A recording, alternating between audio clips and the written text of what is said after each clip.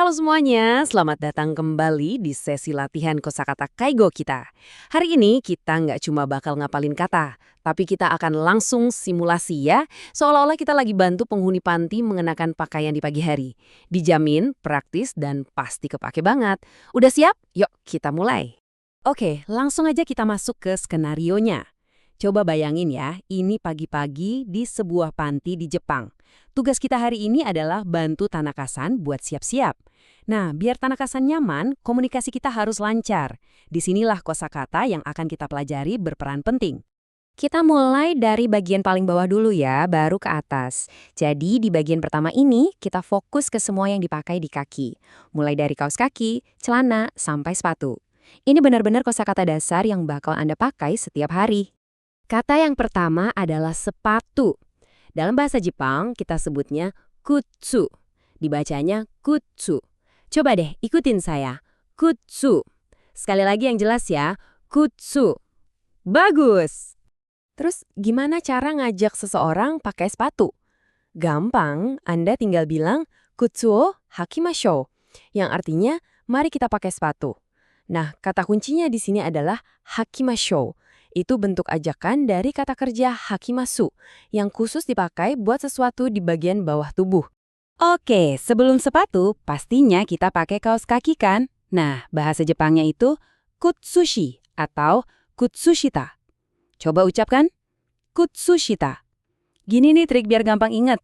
Kata ini gabungan dari kutsu yang artinya sepatu dan shita yang artinya bawah. Jadi bawahnya sepatu. Keren kan? Gampang banget ngapalinnya. Selanjutnya, celana panjang. Ini kata serapan, jadi bunyinya kedengeran mirip-mirip zubong atau zubong. Yuk coba bareng-bareng, zubong. Sempurna. Kalau buat perempuan, mungkin pakai rok. Ini juga kata serapan dari bahasa Inggris, skirt. Jadinya skato atau sukato. Dengerin deh, ada vokal panjangnya di tengah. Sukato. Coba, giliran Anda. Bagus! Nah, ini khas Jepang banget nih. Kalau di dalam ruangan, sepatu dari luar itu harus dilepas. Terus, ganti pakai alas kaki khusus yang namanya uwabaki atau uwabaki.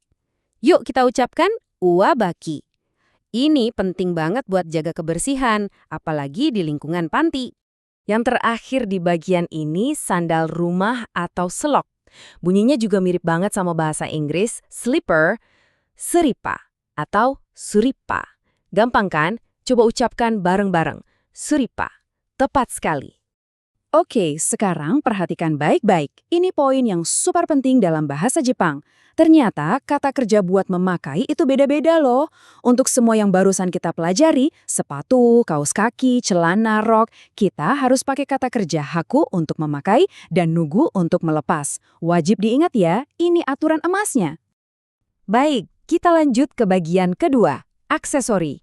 Nah, disinilah kita bakal ketemu sama kelompok kata kerja memakai yang berbeda. Yuk kita lihat ada apa aja. Yang pertama, shawl.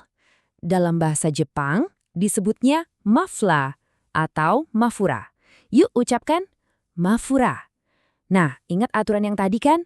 Karena ini aksesori, kita nggak pakai haku, tapi kita pakainya suru. Jadi kalau mau bilang memakai shawl, kita bilangnya mafurao shimasu. Beda kan? Selanjutnya, sarung tangan tebukuro atau tobukuro.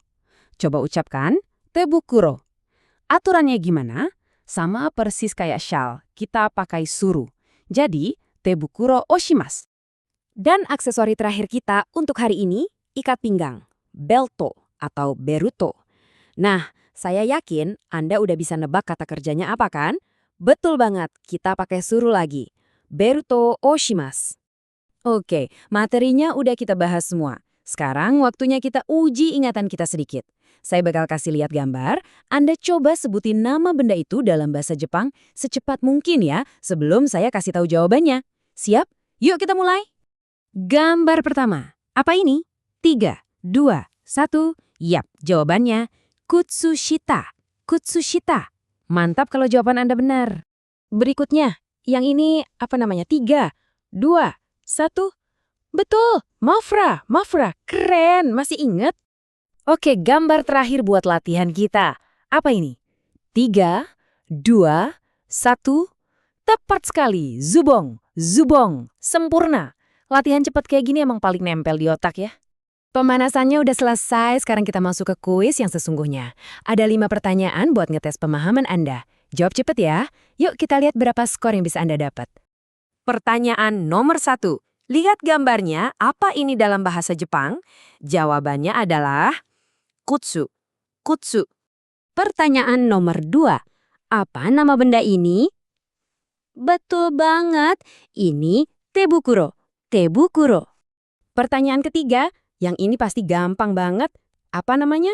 Benar sekali, slippa, suripa. Oke, lanjut nomor 4. Aksesori yang ini disebut apa, ayo? Jawabannya adalah beruto. Beruto.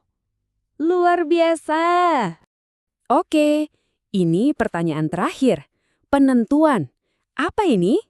Dan jawabannya adalah skato. Sukato. Selamat. Kalau Anda bisa jawab semuanya dengan benar, ingatan Anda tajam banget. Jadi, apa sih intinya? Menghafal kosakata itu kayak kita nabung sedikit demi sedikit.